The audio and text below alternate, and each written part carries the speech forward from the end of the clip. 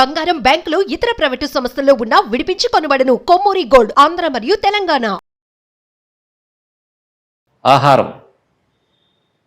ఆహారమే ఆరోగ్యం, ఆహారమే శక్తి, ఆహారమే యవ్వనం, ఆహారమే ఆలోచన.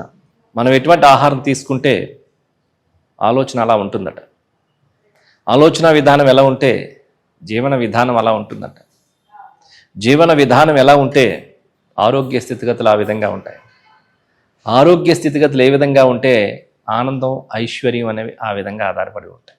కాబట్టి ఐశ్వర్యానికి, ఆనందానికి, ఆరోగ్యానికి, జీవన శైలికి అన్నింటికీ కూడా ప్రప్రదమైనటువంటిది ఆహారమే. కాబట్టి ఎటువంటి ఆహారం తీసుకోవాలి మనం? ఇది ప్రకృతిలో 84 లక్షల జీవరాశులు అన్నిటికీ కూడా తెలుసు, ఒక జీవికి తప్ప. ప్రతి ఆహారం, ప్రతి జీవికి దానికి నిర్దేశింపబడిన దాని ఆహారం తీసుకుంటూ ఉంటుంది. దానికి వేరే ఆహారం పెట్టారనుకోండి, అది తీసుకోదు. ఒక గుర్రానికి తీసుకెళ్ళి మీరేదో చికెన్ బిర్యానీ పెడితే తిందు. కానీ ఈరోజు హోటల్లో ఏ రకమైన ఫుడ్ పెట్టినా తినేటటువంటి వ్యక్తి, ఒక జీవి ఒకటి ఉన్నారు. ఆ జీవి ఎవరో మీకే తెలుసు కదా. ఏం పెట్టినా తింటాం. కాబట్టే అతి చిన్న వయసులో అనేక రకమైన అనారోగ్య సమస్యలు ఏర్పడుతూ ఉన్నాయి. కాబట్టి మీరు ఎటువంటి ఆహారం తీసుకోవాలన్నది మీరు తెలుసుకోండి. ఒకరు చెప్పేది కాదు అది. ఒక నీళ్ళు తాగమంటారు, ఒకరు పాలు తాగమంటారు. అలా కాకుండా మీరు ఏం తినాలి అన్నది మీకు తెలుస్తుంది. నేచర్ని ఆధారంగా చేసుకొని, న్యాచురల్గా ఆలోచిస్తే, యూనివర్సల్ ట్రూత్ని ఆధారంగా చేసుకొని, ప్రకృతి సహజ సిద్ధమైనటువంటి ఆహారం తీసుకుంటే మన పంచభూతాలన్నీ కూడా, శరీరంలో ఉన్నవన్నీ కూడా సమపాలనలో ఉంటాయి. వాటర్ ప్రతిరోజు ప్రొద్దున లేచిన వెంటనే ఒక 4 గ్లాసులు గోరువెచ్చని నీళ్ళు తీసుకుంటే ఎన్నో రకాలైనటువంటి ఉపయోగాలు దానివల్ల. అదేవిధంగా పడుకోవడానికి ముందు కూడా ఓ 2 గ్లాసులు గోరువెచ్చని నీళ్ళు తీసుకుంటే కూడా చాలా మంచిది. అలాగే భోజనానికి ముందు ఒక 5-10 నిమిషాల ముందు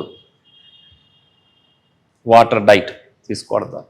అలాగే మధ్యలో కొంతమంది దాహం వేస్తే తప్ప నీళ్ళు తీసుకోరు. కానీ ఈ శరీరంలో 70% అంతా కూడా వాటర్తో కూడినటువంటిది. కాబట్టి వాటర్ డైట్ అనేటటువంటిది చాలా ఇంపార్టెంట్. మన ఇంప్యూరిటీస్ అన్నీ కూడా బయటికి పంపించడంలో వాటర్ డైట్ అనేది చాలా ఇంపార్టెంట్, ప్రముఖ పాత్ర వహిస్తుంది. కిడ్నీల ఆరోగ్యానికి, టాక్సిన్స్ అన్నీ కూడా బయటికి పంపించడానికి. కాబట్టి వాటర్ సమపాలలో చక్కగా తీసుకోవాలి. ఒక 3 లీటర్ల వాటర్ తక్కువ లేకుండా, ప్రొద్దున లేచిన దగ్గర నుంచి కూడా పడుకోవడానికి ముందు వరకు కూడా. వాటర్ డైట్ తర్వాత వచ్చేటటువంటిది ఫ్రూట్ డైట్. భోజనానికి ముందు ఏదైనా ఒక ఫ్రూట్ తీసుకుంటే చాలా మంచిది. భోజనం తర్వాత తినడం కన్నా కూడా భోజనానికి ముందు. అలాగే ఫ్రూట్ తర్వాత ఏదైనా ఒక వెజిటేబుల్ తీసుకోవడం చాలా మంచిది. కీరదోసకాయ కావచ్చు, క్యారెట్ కావచ్చు, బీట్రూట్ కావచ్చు, ముల్లంగి కావచ్చు, ఏదైనా ఒక వెజిటేబుల్ డైట్. ఇటు water diet, fruit diet, vegetable diet అయిపోయిన తర్వాత ఇంకో కుక్కుడు డైట్ అంటే మిల్లెట్స్ కావచ్చు, బ్రౌన్ రైస్ కావచ్చు, లేకపోతే వైట్ రైస్ కావచ్చు, ఇంకా రెగ్యులర్గా మనం కూరలో అన్నం, పప్పు ఏదైతే తింటామో అది తీసుకోవచ్చు. ఈ రకంగా తీసుకున్నప్పుడు ఏమవుతుందంటే, సుమారుగా ఒక 2 గ్లాసులు వాటర్ తీసుకున్నప్పుడు, ఒక ఫ్రూట్ తీసుకోవడం ద్వారా, ఒక వెజిటేబుల్ తీసుకోవడం ద్వారా ఆల్మోస్ట్ సగం ఆహారం ఇక్కడే మనకి సరిపోయింది.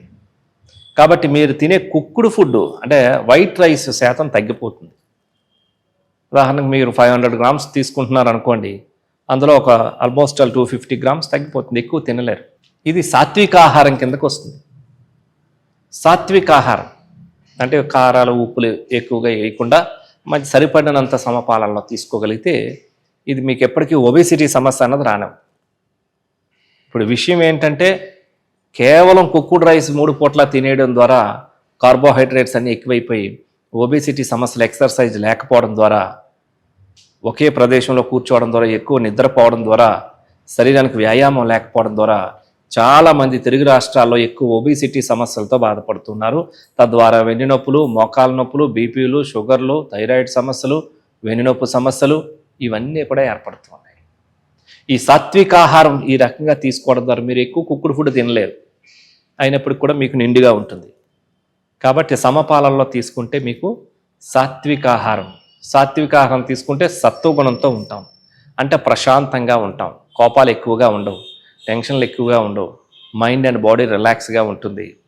ప్రొద్దున్నే లేచి చక్కగా ఒక 1 అవర్ యోగా చేయాలన్నా శరీరం మనస్సు సహకరిస్తుంది.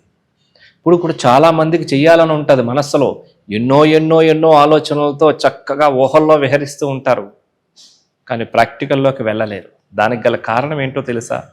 బద్ధకం. బద్ధకం ఎందుకు వస్తుందో తెలుసా? సాత్విక ఆహారం తీసుకోకుండా తామసిక ఆహారం తీసుకోవడం ద్వారా బాడీ లేజీగా ఉంటుంది, మొద్దుగా ఉంటుంది, పొద్దున్నే లేవలేరు, ఎప్పుడెప్పుడో లేస్తుంది, ఎక్కువ విశ్రాంతిని కోరుకుంటుంది.